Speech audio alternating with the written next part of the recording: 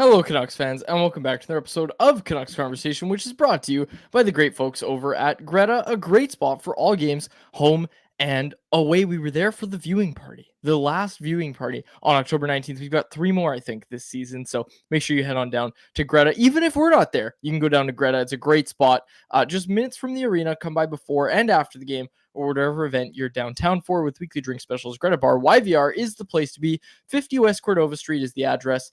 Let the games begin. Before we let the games begin, play it, Jacob. To our Bet 365 bet of the day. Harmon, I'm just going to go with the wonkiest odds because sometimes I do this.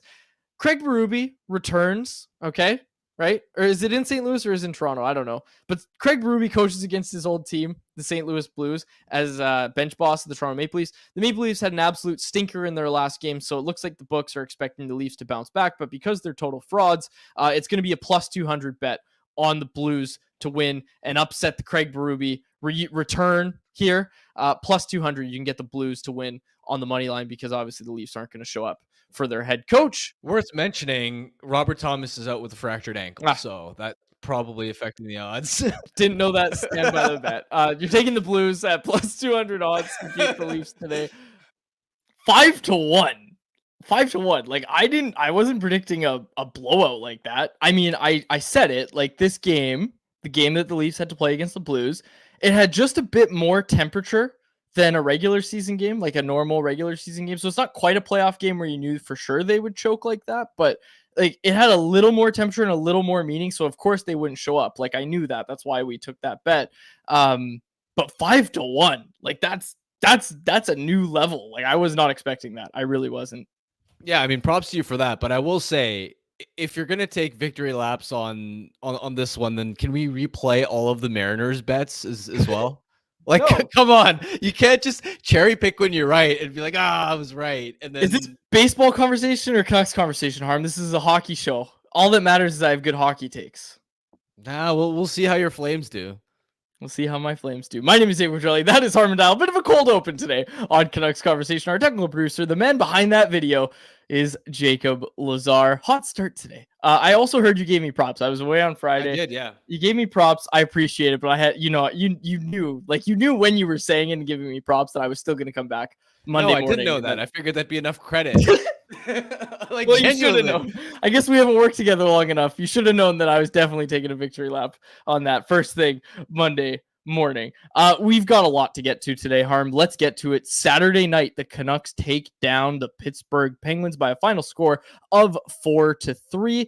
There's lots of storylines from that one, Harm. So I mean, like, let's start with Arshdeep Baines, who scores his first NHL goal. This is the one that doesn't need a ton of analysis. It's just a feel-good story. This is Arshdeep Baines, the guy who wasn't taken in the Bantam draft, wasn't taken in the NHL draft, signs with his hometown team, the Canucks, as a free agent after his junior career. And like, this is a guy that wasn't this good when he came here. Like, he had a huge learning process in Abbotsford, and he took that step, becoming more defensively responsible and being someone that could be trusted in Abbotsford, and now is a guy that's playing NHL games and scored his first goal on Saturday night. Yeah, and right off the bat, I mean, think of the stage. Think about how cool that moment is for him, where it's Hockey Night in Canada, and he also gets the walk-off interview, and he'll now have a Hockey Night in Canada towel, which I'm sure means a lot to him.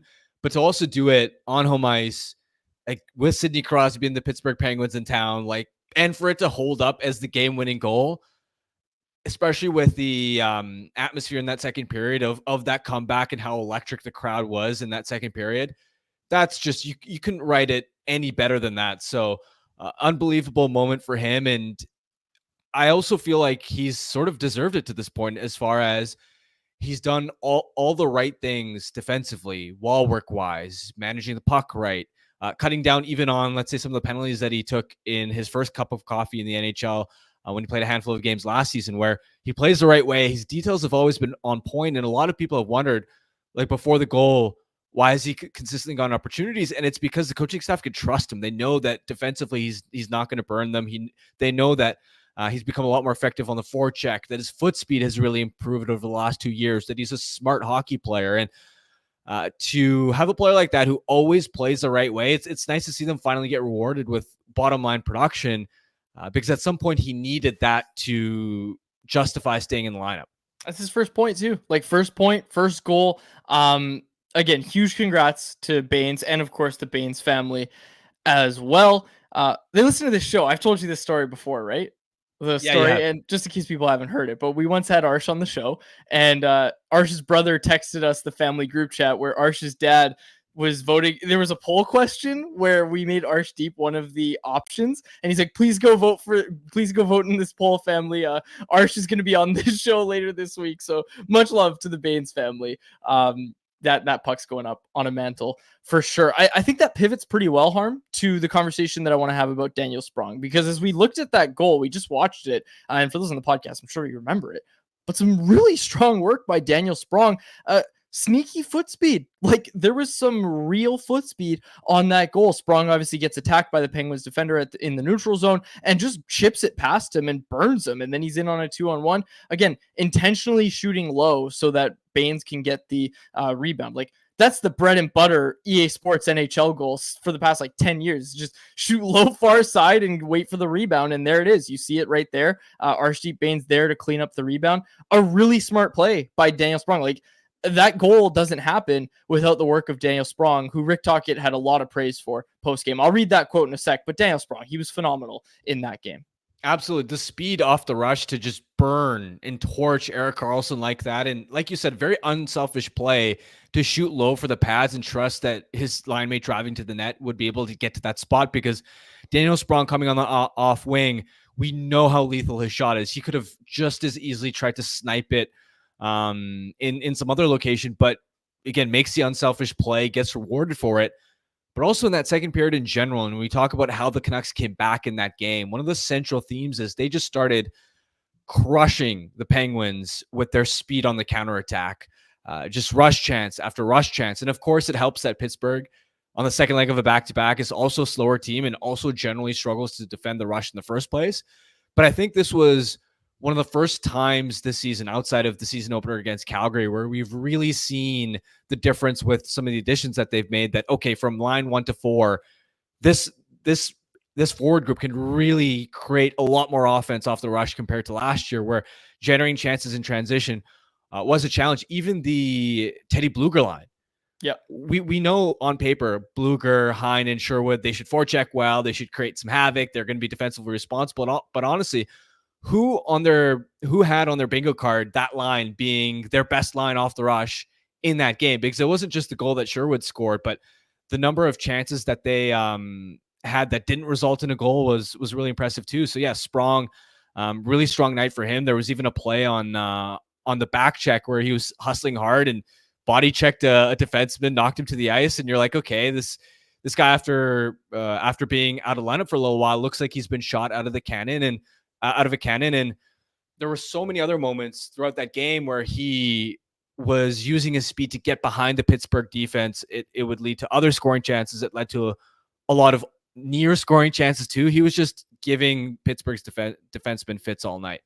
3 goals off the rush for the Canucks in that game. We'll get to the Elias Pettersson goal in a second, but quickly, I wanted to read this quote from Rick Tocchet post-game, who unprompted, he wasn't asked about Sprong. Tocchet pivoted one of his answers and said this: I also thought Daniel Sprong was excellent tonight. I saw a lot of great things and I liked his attitude. His attitude was excellent, so I give him a lot of credit. We knew this was going to be long-term in the sense that if he played a couple games, we'd have to work on this as a staff. Whoever talked to him, and we kind of rotate. He took the information in practice really well. I don't know who picks the 3 stars, but I thought he was a star tonight. He played really, really well along the wall. He went through his guys. He did the little things that he needed to do. But that goal, the Baines goal, that's pretty special what he did. Going around the guy, the speed, making the shot selection was great. Like, he didn't rip it high and wide. He tried to make the shot pass. Hockey IQ play was great there. That was Rick Tocchet on Daniel Sprong, who gets in the lineup tonight. No surprise, the Canucks are keeping the same lineup for their game against the Carolina Hurricanes this evening. But before we get to that, Harm, I want to talk about Elias Pettersson a little bit. I want to talk about that line as a whole, because Elias Pettersson scores his first goal. Elias Pettersson has 1 even strength goal in his last 1 game. Everybody write down that stat, since we were all talking about the one before that. He's got 1 goal. He scored his goal. It was a snipe in the slot, and we have the video of it here. But again, this one not off the rush, Harm. This one, a nice play by Tyler Myers, obviously, who was, we were celebrating his 1,000th game. Shout out Tyler Myers. But a really smart play by Connor Garland. And again, Elias Pettersson finding that soft space in the ice and now having the line mates that can get him the puck in that spot. PD talked postgame about this, about how the philosophy of their line has become let Höglander and Garland go in the corners. PD admitted that those guys are way better in the corners than he is, and that he just tries to find some soft ice where he can shoot from and get open. And that's what he did on that goal. It was a really good sign, I think, to see Elias Pettersson score in that manner. A really nice play by Connor Garland, who had another really strong night.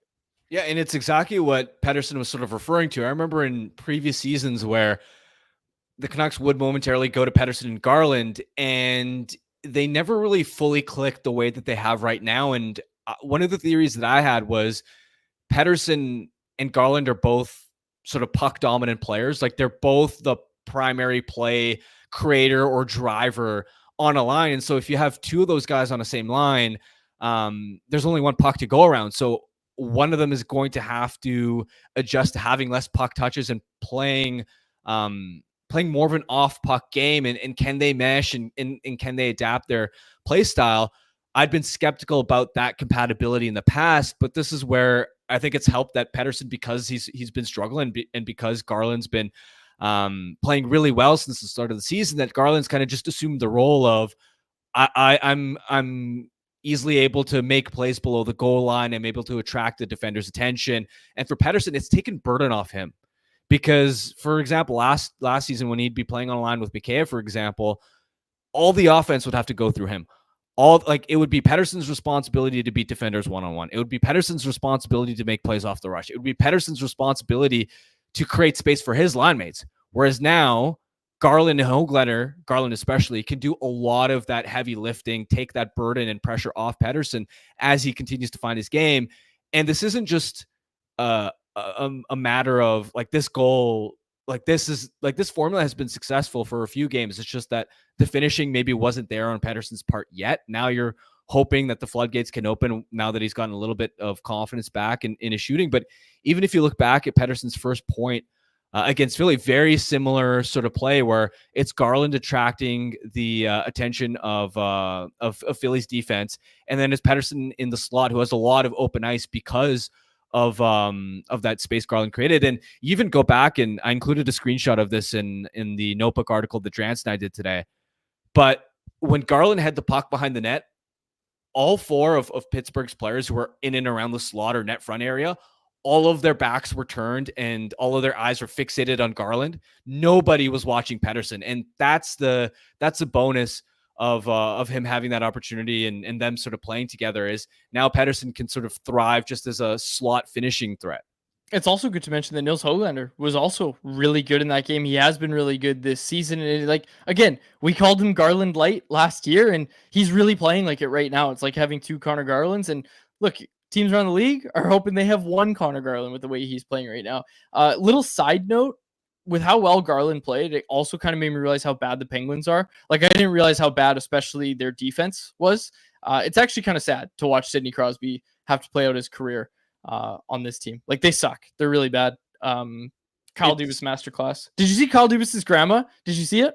No, I didn't. Oh, did she tweet something? Yeah. I'm sending it to Jacob so we can pull it up on screen. But yes, it was, again, it's literally just sad to watch him, to watch Sidney Crosby have to finish out his career here. I might have to start that letter up.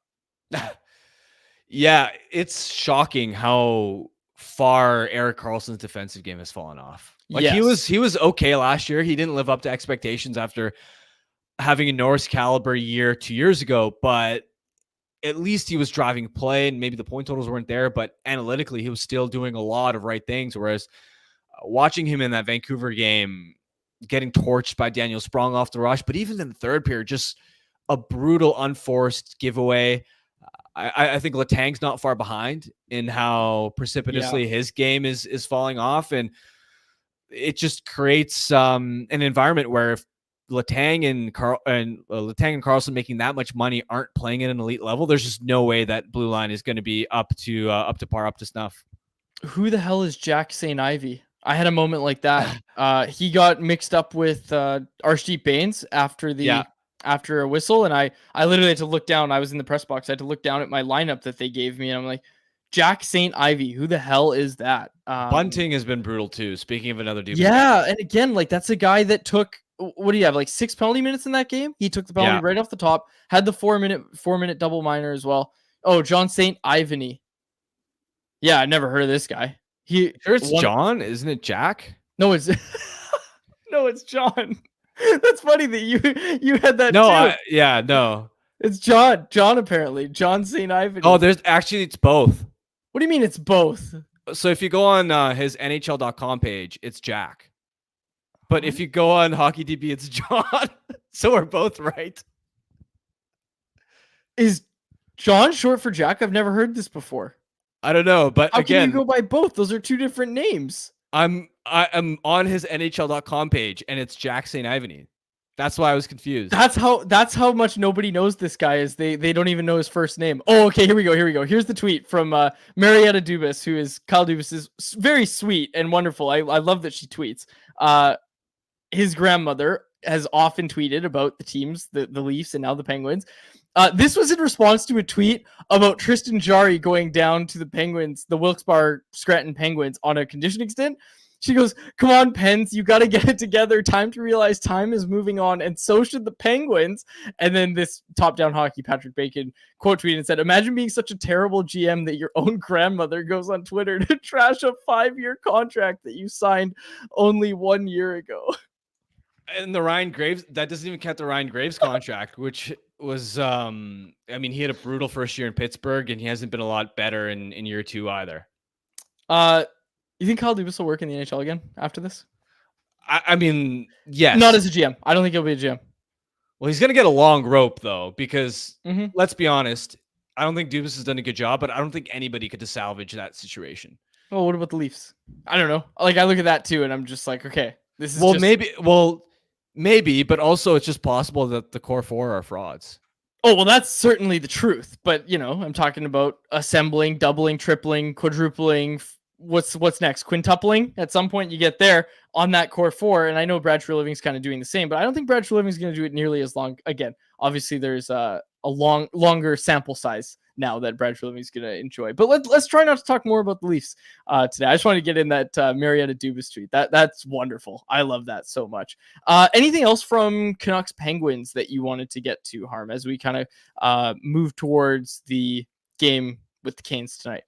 Yeah, we'll save Brannstrom's discussion for later, because I think that's the subject of our poll question. But overall, I want to say it's nice that the Canucks had a game where they created a lot of offense and scored 4 goals, and it didn't require a heroic effort from Quinn Hughes or like him single-handedly dominating. Hughes still played well. His underlying numbers were promising, but he didn't score a point. Was only on the ice for 1 of the 4 goals, and it was statistically his worst game of the season, and he was great. Really good. Like that. Like that's the point too. Is like, I'm not saying he was playing poorly. He still played really well. It's just that he didn't dominate and like drag the Canucks for the first time all this by season. himself, and yet they still had an offensive game where, again, Pittsburgh's not a good defensive team. Second leg of back-to-back, so there's you got to take it with a grain of salt. But nice to see them look dangerous offensively. And for example, I think Jacob and Karn, we were all in the studio because I was going to do rink wide after the game. That shift in the first period where I believe it was the Höglander line, Suter was on instead of Pettersson, and Garland, Brannstrom was too. They hemmed the Penguins in for felt like 2 minutes, and we were like, oh damn, is that the first shift that they've had like that this season without Quinn Hughes on the ice? It is. And Eric Brannstrom is going to be a big topic today, as he has been in recent weeks. But you're right. I was looking at the ice time. Quinn Hughes didn't have to play a ton against Philadelphia. He had to play even less against Chicago. Canucks were able to manage his minutes, which was great. He played almost 26 minutes against Pittsburgh. It'll be interesting to see how he's deployed tonight. And I guess it's going to depend on just how the game goes. But something that Rick Tocchet said post-game there, I have to bring it up. I have to bring up Brannstrom a little bit. He was phenomenal once again. Tocchet said he's like Huggy when he's talking about what Brannstrom can do with the puck. And then he kind of went on to say He was very impressed by him. And he even used the words, I need to get him some more minutes with how he's playing. Talked about how huge it is that the Canucks were even able to acquire him. Again, folks, a cap dump trade. He was a throw, and they put him on waivers. Like, I don't even think the Canucks really believed in him that much when they went out and got him. Actually, I know as much. Like, Patrick Allvin even admitted when he was talking about him, like, yeah, our guys looked at him on July 1st, but we decided not to sign him, and then they put him on waivers. And now, of course, he is looking like serious found money for this team, and I think we're starting to get our answer of what it looks like with this coaching staff getting their hands on a guy who has the raw tools that Brannstrom does. And I've been saying it for a couple weeks now of like, it really intrigues me what this guy might be able to do if he can just minimize those mistakes, raise his bottom line, and really rely on those things that he's so gifted at, his skating, his puck moving, all those sorts of things. Those things are hard to teach. If he can elevate the rest of his game, he has a chance to be a legit top 4 guy. And look, more minutes to me sounds like they want to get him in that kind of top 4 mix. So I'm curious how they're going to deploy their lines moving forward here. It's kind of the subject of our poll question, but we'll get to that later. You want to talk Carolina now? We'll talk Brannstrom later as well. Sure. Yeah, let's do it. Okay. Kevin Lankinen was great against Pittsburgh. He gets the start again against the Carolina Hurricanes tonight. The Hurricanes are surging a bit. Did you hear this story, Harm, about Brent Burns in the drive-thru in Everett? No. Okay. I'm going to read it. Dan Murphy tweeted this out. This was courtesy of at Sportsnet Murph on Twitter. So the Carolina Hurricanes, their plane broke down and they had to bus from Seattle to Vancouver. So they took a bus, okay? This is all from Murph. Usually teams eat on the plane, but since that wasn't an option, Brent Burns got on the McDonald's app and placed an order for his teammates. The pickup spot was in Everett, but when the Hurricanes arrived, the walk-in option to the store was closed. Only drive-thru was open. Burns tried to walk through the drive-thru, but was told by the McDonald's employee he needed to be in a car. So Burns approached a random driver sometime after midnight and asked if he would take him through the drive-thru.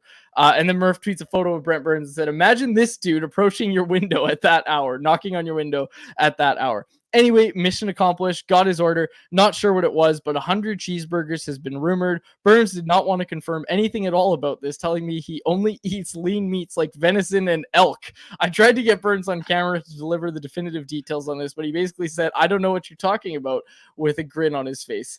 The end. So the Hurricanes are fueled up. They've got a bunch of cheeseburgers in them, but they are playing some damn good hockey right now, Harm. They are 5-2 on the season. This is going to be a tough test for the Canucks. I think the Canucks started slow against Pittsburgh. Obviously, they were down by 2 goals as well in that game. They're not really, you don't think, going to be able to have a slow start like that against a team that we know is very good in the Carolina Hurricanes. Yeah, this is essentially Vancouver's second real tough opponent, because even when they played Florida, for example, they were without Barkov and Tkachuk, pretty undermanned. Tampa, tough opponent. I think Carolina could make the case that this is the best team they're playing so far this season, and it's going to be interesting to see. They lost a couple of pieces on the back end, their second pair essentially, and Shea and Pesce, and yet it seems like because Gostisbehere and Walker are off to really hot starts, that their back end hasn't really noticed the drop off too significantly. And we know that they're a team that maybe doesn't have the superstar offensive game breakers, but all 4 lines are so deep, so defensively responsible. They forecheck so well. They're so disciplined defensively. All 6 defensemen can skate, can move the puck, can defend. Freddie Anderson is off to a pretty good start this season. I don't know if he's starting, but okay. It's that Piotr guy. Kochetkov? Yeah. Okay, well, that's good news then. But although he's still pretty talented. He's really good. Yeah. He's not just a typical backup, but Anderson's out. Spencer Martin got an emergency recall from the AHL, but he wasn't there this morning. The equipment manager was in the other net. But sorry, continue. That's awesome. But yeah, I mean, this is a really deep opponent, and starting Lankinen was 100% the right thing to do, because not just because he's won all these games in a row, but I remember having this conversation with JPAD, and he thought, well, do you think they get Shelovs in at some point on this homestand before the game on Saturday? And I was thinking, I don't want to do it against Carolina, because Carolina, all they do is spam point shots and traffic, and they're like, that's Shelov's weakness so far that we've seen from him in his NHL track record. So hopefully Lankinen can hold the fort down. And I think this will be an interesting measuring stick game where I don't think the Canucks, despite being on this winning streak, they haven't really found their A game yet. They're going to have to pitch something closer to that type of A game against Carolina. They've shown flashes of it. Like, that's the easiest way to put it, is they've just shown flashes of it. Players have shown flashes. Obviously, we've talked a lot about Elias Pettersson showing flashes. But again, you're really hoping that they can put it all together. And like you said, Harm, this is going to be, I'd say, their biggest test this season to this point. So this is going to be a good one. Home game, 7:00 tonight. Lineup notes, Canucks going with the exact same lineup. No real surprise there. Really nice to see Daniel Sprong stay in the lineup. Like I said, Tocchet spoke glowingly about him. I'm trying to think if there's anything else from morning skate. Oh yeah, one update here. Derek Forbort rejoined the team after the passing of his father, Keith, who passed away obviously at the age of 62. Our thoughts are with the Forbort family for sure. It's always tough to lose a loved one like that. Forbort's missed 4 games. He's 1 NHL game away from 500. I highlighted this morning when I wrote about it over at CanucksArmy.com. He's sitting at 499 on his NHL career. So the next game Forbort plays is obviously going to be very special after what was certainly an emotional couple weeks really, for him and his family. So happy for Forbort that he's going to be playing in his 500th game. Doesn't look like he'll get in the lineup tonight. Obviously, he just rejoined the team, so no real surprise there. You would assume he gets back in on Wednesday, but it could be Saturday. Again, he was away from the team for a couple weeks. Just probably wants to get his feet under him a little bit. And again, for the coaching staff, why change a winning lineup? But that's the subject of our poll question. So let's get to it. It is brought to you by our friends over at Square. If you run a restaurant, you're too busy for this ad. You're thinking about how to get more orders flowing and new locations opening. You need to get more customers and keep them coming back. So really, you're already thinking about Square, because Square Restaurant Tech helps more than 400,000 restaurants do all those things and more. So when you're thinking about your restaurant, think bigger and think Square. Go to square.ca and see why Square is big in restaurants. Our poll question today: who should be the odd man out on the third pairing when Derek Forbort is ready to return to the lineup? Eric Brannstrom, Vincent Desharnais, or Derek Forbort? Forbort leading the vote here, Harm, with 52.7%, 39.8% say it's Vincent Desharnais, and 7.6% say Eric Brannstrom. I think you and I certainly agree that Brannstrom shouldn't be the guy to come out of the lineup at this juncture, but before Forbort was away from the team, it was Brannstrom that was out of the lineup. Like, if they go back to their old lineup, it's a third pairing of Forbort, Desharnais. I didn't like what I saw from that pairing. They cleaned it up in their final 2 games. But Desharnais actually wasn't there for those final 2 games that Forbort played. So in my mind, Harm, you've got to keep Forbort. Like, I think Forbort's just a better defenseman than Vincent Desharnais. I would put him in. And then I think I would have Eric Brannstrom playing the right side. To me, that's the correct answer here on the third pair. Yeah, I think you also give it another opportunity to see what Brannstrom and Desharnais how they perform together, because if Desharnais is all of a sudden finding a rhythm, like, I can understand why people might think, well, keep Brannstrom on his natural side, even though he can play the right side. Why tinker with something that's already working? And same thing if Desharnais has started to, calm his game down and play a little bit better. But even for Desharnais, I mean, on the Malkin goal, pretty bad sequence there, just completely blowing a tire and getting torched for that breakaway goal against. We'll see. Desharnais, even since being paired with Brannstrom, he's been a little bit up and down. Like, he's stabilized a bit. He's been better, but there have still been some shaky moments defensively, or where he still doesn't look fully comfortable. We'll see. I think his performance against Carolina is going to be something to pay closer attention to, especially once Forbort gets a practice under his belt. I wouldn't be opposed to the idea of having Forbort draw into the lineup for Desharnais and rolling with Forbort and then Brannstrom on the right side. I'm a big fan of that. Just keep the franchise in. I think everybody's caught on to what I've been spewing for the past couple of weeks. Franchise is here to stay. And Harm, I don't know if we're making a Pirate Pack bet just yet, but man, he sure is looking like the next Gustav Forsling. Well, again, he's gonna have to play more than like 14 minutes a night before you can say that. I almost tweeted and I say this as the big, like, I've been writing a lot about Brannstrom. I've been tweeting a lot about how great he's looked, but he's got to be playing more than 14 minutes a night before you start throwing this Gustav Forsling propaganda out there. Tocchet said he wants to get him more minutes. Tocchet said he wants Right, to get he's him more right. minutes. Yeah, but Yeah. I'm sure that means more like 16 to 17 rather than 22. There's so much in the chat for anyone else. We'll get to it in a second. Quickly on franchise, I wanted to get to this. Actually, I forgot what I was going to say. Maybe I I have was a note though. Go ahead. Perfect. So we focused a lot on the puck moving and what he's done as far as powering Vancouver's transition game on the third pair.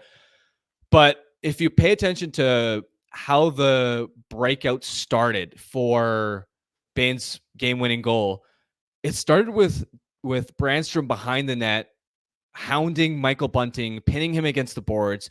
That created the change of possession that resulted in Sprong being able to skate the puck up the ice.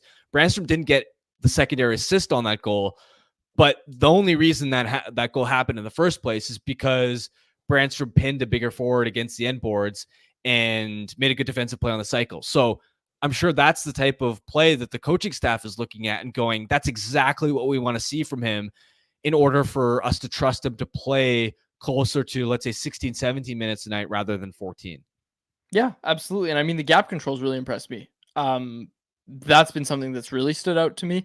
Defending the rush, his in zone defending as well. Like, he hasn't been afraid to get physical, and he has been getting physical. You just pointed out as well, pinning Michael Bunting there on that Baines goal. So we love franchise on this show. Come on, talk about him all the time. Okay, let's get to anyone else. There's a lot in here, Harm. Honestly, there is a lot. So let's try to get to as many as we can on this Monday edition of Canucks Conversation. It is anyone else, and it is brought to you by White Spot. At White Spot, they're all about enjoying great, comforting food and spending quality time with loved ones. With the new comfort menu, White Spot is focusing on cozy, satisfying flavors that are perfect to enjoy with family. Available now and developed by the White Spot culinary team, the comfort menu is filled with warm, indulgent dishes designed to make you feel right at home. The new menu features mouthwatering new additions like mini Yorkies, the braised beef burger, the homestyle pot roast, and backed by popular demand, the iconic chicken pot pie. Bring your family to White Spot for a delicious meal, perfect for the season. Visit your local White Spot today. They're all over the place. That's the thing. You always notice a White Spot, that iconic logo. You always notice them, but I've been noticing them a lot more even these days. Just driving past them, I got a lot of White Spots by me. By the way, prime real estate. Just saying. Love it. Yeah. Okay. We want to get to everybody's comments. I can't remember. Jacob, you're here all the time. Can you remember the last time we had this many anyone else's in the chat? Like, it feels like there's legitimately like 15 good questions that we could get to. So we're going to have to probably parse through them a little bit, but I think this is the most I've ever seen. Was Jacob going to chime in there? I don't think so. He can, but I think he agrees with me that there's a lot in here. I'm sure. There we go. Sorry, I was just working on something. But yes, this is probably like the most we've had in weeks. So thank you to the chat. And yeah, I've given you guys a bunch in the back end here, but I'll keep looking through if there's any more. There's so many. Jesse C. Let's start with this one. Harm. Jesse C. asks, Brannstrom, how much harder deployment do you think he can handle? When Tocchet says he wants to get him more minutes, I was curious about that. Like, he's been killing penalties, namely when Myers or Soucy or a defenseman who kills penalties is in the box. They're not going to put Quinn Hughes out there. Again, like, Brannstrom's been killing penalties. Does he want to get him more involved on the PK?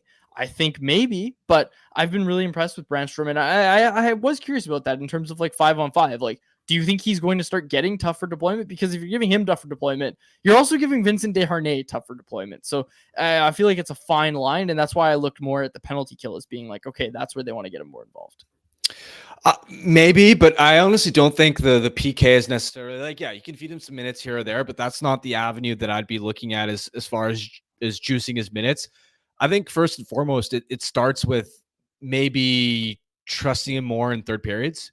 I don't think that was necessarily an issue in the last game, but there have been previous games where in the third period he hasn't seen as much ice time. I also would like to see once in a while. Let's say there's an offensive zone start, and you've got the Soucy Myers pair on the ice. I'd like to see Brannstrom maybe get double shifted in a spot like that to see if he can help control the puck, add a dynamic element, because what he can do at the offensive blue line is it helps the Canucks attack a little bit more creatively. It gives them more movement, because a lot of times when they have the second pair on the ice, or it's the third pair on the ice before Brannstrom arrived, it's like you've got two tree trunks at the point who don't really move. And so the Canucks might have control of the puck down low, but it's just such a predictable, they're going to go low to high, D to D, take the low percentage chance. Whereas when you look at that first period shift I referenced, where the Canucks were just hemming the Penguins in, Höglander, Suter, and Garland were going to work, Brannstrom was on the ice, you could notice that Brannstrom was trying to even move off the puck. And when what that did is when he'd activate down low, for example, it created more space up high for the forwards to start moving around. And when all five players are able to move around in the offensive zone, now it's harder for the defense to hold their structure. Because think about it, if you're a stationary 5-man offensive attack, more or less, it's easy for guys to keep track of their defensive assignment, but it's a lot more taxing if you're trying to keep track of players moving off the puck. And that's where defensive assignments can get mixed up. That's how you create breakdowns when you're cycling in the offensive zone. And so it's moments like that where, can you get him some more offensive zone starts here or there? Can you maybe have more trust in him defensively to where you don't, if you, let's say, have a lead heading later into the third period, that you can give him a few more shifts? That's how I'd be looking at juicing his minutes a bit more. Yeah, absolutely. And I mean, like, you just want to see what he can do, and you don't know until you give him that shot. So again, I think he's knocking on the door. And again, like, people are talking about trade targets, Brannstrom going up as well, take something off of the other guys. Again, we were talking about limiting Quinn Hughes' minutes and trying to keep him fresh all season long and into the playoffs. So it's going to help. It's going to help to have Brannstrom be able to do that. This one from Karn, he said, a nice thing about a possible Soucy-Brannstrom pairing is that they both can play on their offside. When we talk about trade targets, we're often talking about, bumping down Soucy, bumping down Myers, whatever. But like, depending on who you get, like if you get a Marcus Pettersson, for example, if you can have a third pairing of Soucy Brannstrom, and I'm just spitballing here, but we just saw Marcus Pettersson. He was probably the only good defenseman on Pittsburgh at this point.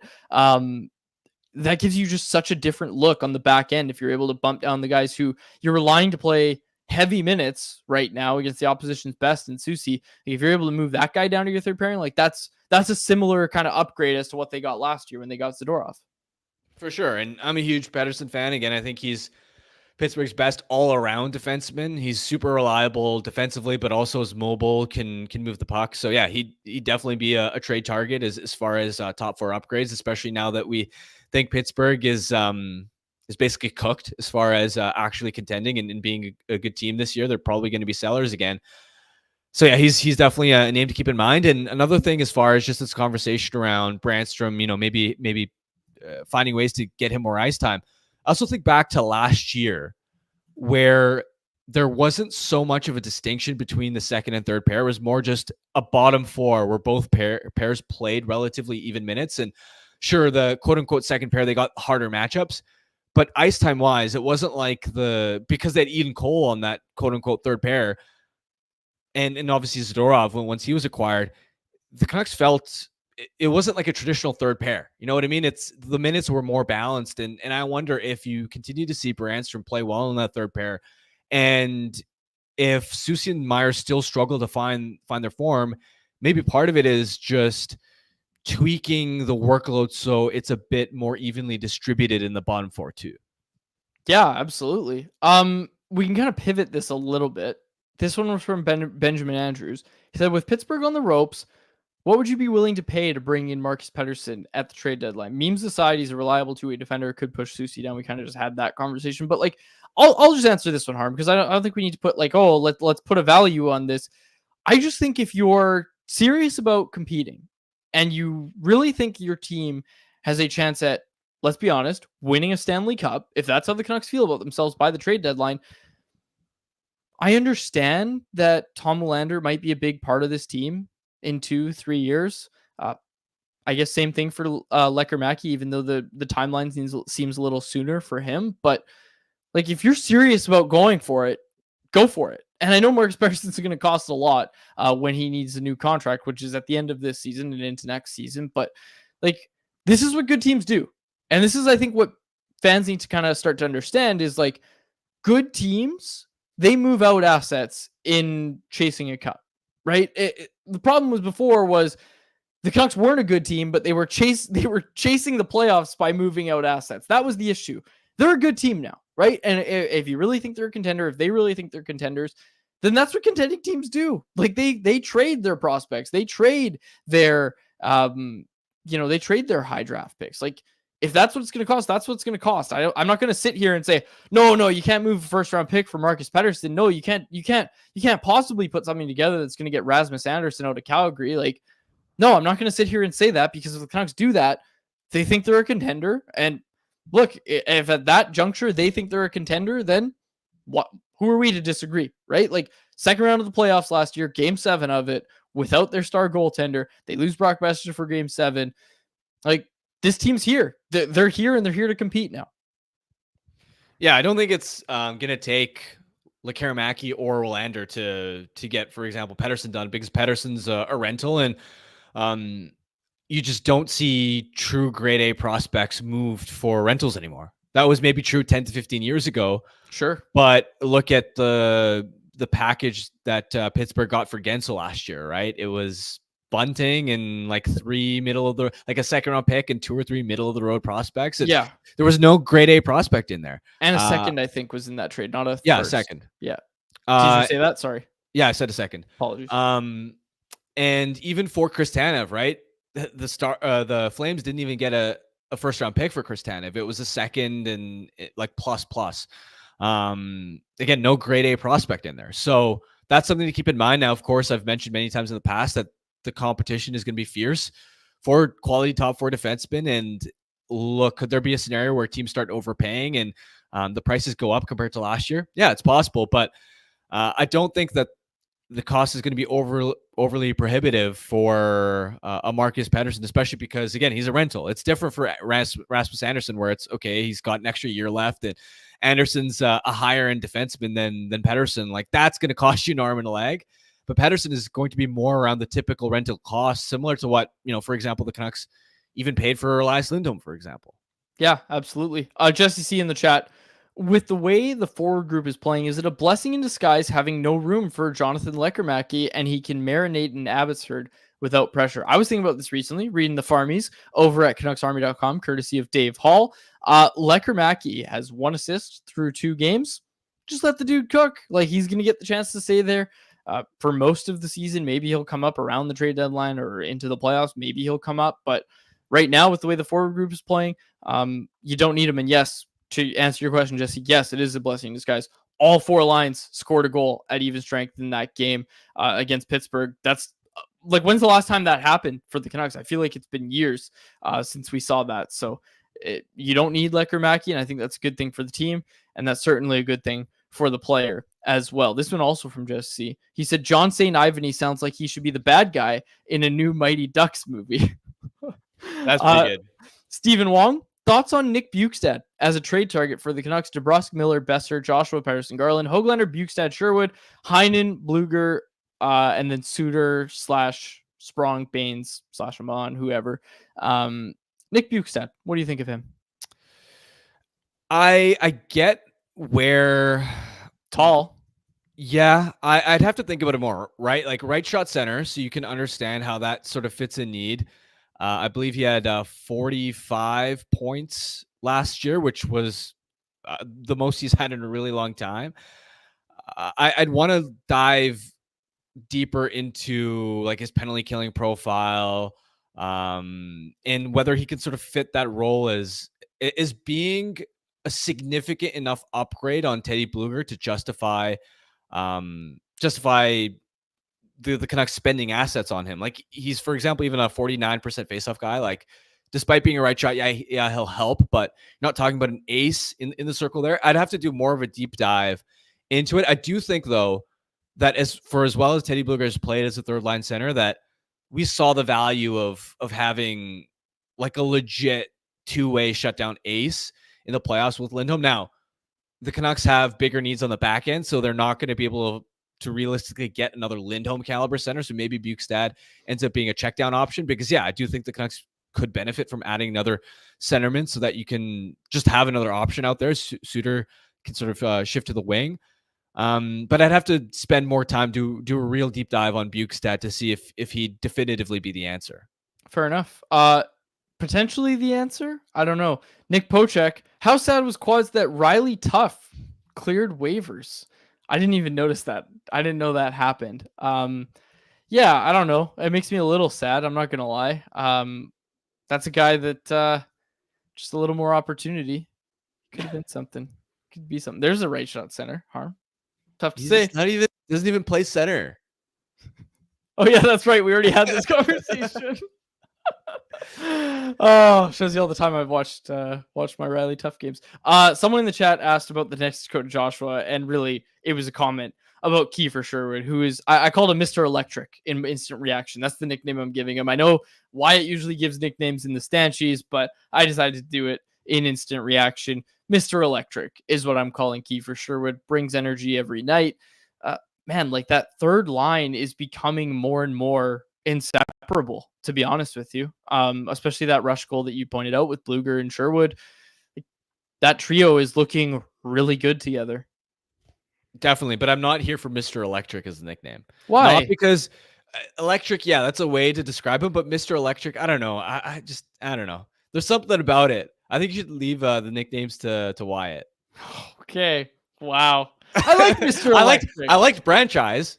Well, I didn't come up with that one. Oh, I didn't come up with that one. Who came up with that Ottawa one? fans. Oh, They've been calling him that for okay. years. Well, yeah, no wonder. That makes a lot more sense because clearly your nickname skills aren't really up to par. I don't know.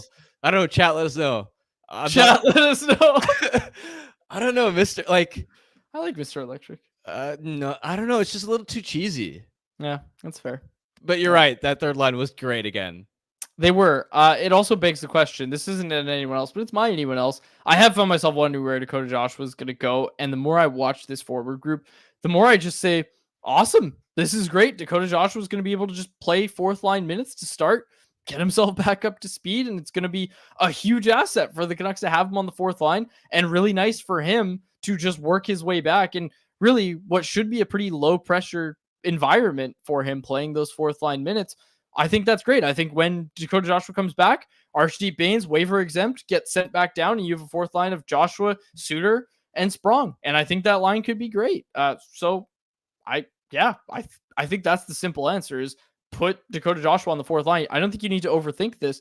Give him that chance to just get his feet back under him and then kind of evaluate from there. For sure. There's no need to break up any of the top three lines right now. Yeah, absolutely. Okay. Did you have anything else that you wanted to get to? Nope. All right. Let's get to, actually, before our bet 365 bet of the day, I want to tell you about the Vancouver Whitecaps. A great effort with a couple bounces going the wrong way had the Whitecaps fall to LA in game 1 of their first round matchup in the 2024 MLS Cup playoffs.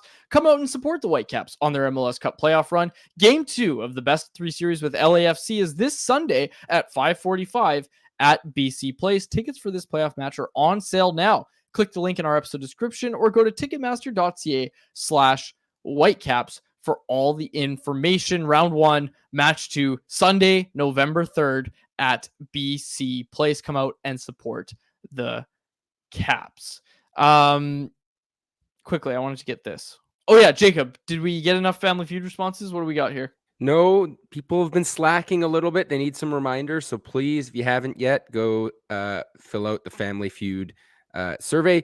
I don't like putting it to Twitter. I want it to be our close-knit Canucks Convo listener group that's given the responses. So please, if you haven't, go fill out the survey. Link is in the podcast description. It is in the YouTube description. Correct. 5-1. I can't believe it. If you haven't listened to last Thursday's episode, folks, go back and listen to it. Not only will you find my Leafs bet, but you will also find me just coming up clutcher than I've ever been at anything, really, on that Family Feud game, coming up with the win. That was massive. So yeah, take that. I'm taking that. Let's get to our bet 365. Before that, did we get any responses in the chat about the Mr. Electric? Please, there was a couple. Someone said it's like a 1940s nickname. Someone said it's like a Marvel C tier superhero on a Disney Plus show. Well, I agree with that one. Mr. Electric is a villain in Spider-Man. Remember? Oh no, that's Mr. Negative. Yeah. The C tier, that was Nick Poshek. Who's Yeah. Mr. Electric? Mr. Electric sounds like a C tier Marvel character about to get a That's Disney Plus so show. good. That's so good. No, Mr. Electric. Mr. Electric is George Lopez's character in Shark Boy and Lava Girl. No. So it literally is like a C tier. You've watched Shark Boy and Lava Girl, right? Years and years ago. While you guys do your stuff here, I'm gonna get a photo of Mr. Electric to put up at the end because this is hilarious. Everyone needs to see it. Yeah, I think Okay. I think Mr. Electric dies today. Okay, maybe it doesn't stick. Maybe it doesn't stick. Okay.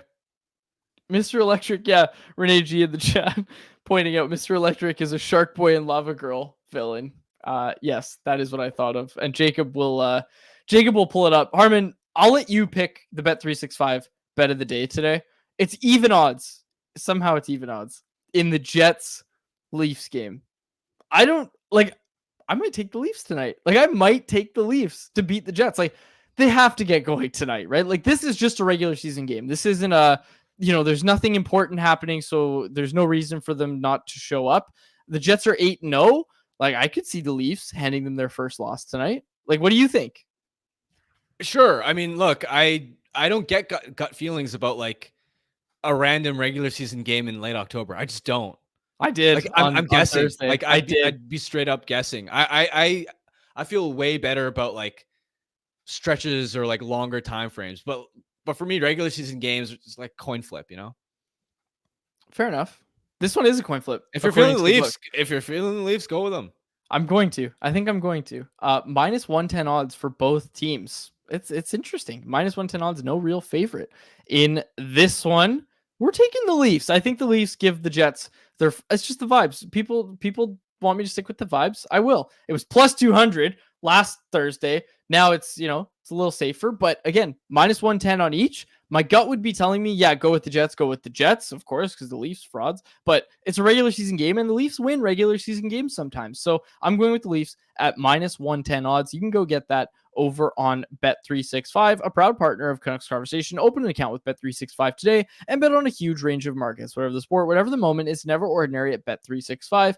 Be sure to use code NATION when you sign up for an account. All right, Jacob, show us Mr. Electric. All right. I'm going to remove any sponsors from the screen before I do that because I don't think they want to be associated with this. But this is Mr. Electric. Do you remember that, Harm? Oh, God. No, I don't. All right. Yeah, summer episodes. Man. I think we'll do a movie, not a book club, but a movie club. We'll watch movies and review them. First one is going to be Shark Boy and Lava Girl. There's no chance I'm rewatching that. I think you might be. We'll close it out there for my co-host, Harmon Dial, and our technical producer, Jacob Lazar. My name is Jacob Pedrelli. We'll be back tomorrow, folks, in studio to break down tonight's game against the Carolina Hurricanes and, of course, the Vancouver Canucks, but we'll close it out there. Thanks so much for listening to an episode of Canucks Conversation. Canucks Conversation is live Monday through Friday, every weekday at 2 p.m. over on the Canucks Army YouTube channel. Make sure you like, subscribe, and interact in the YouTube live chat every day with us, folks.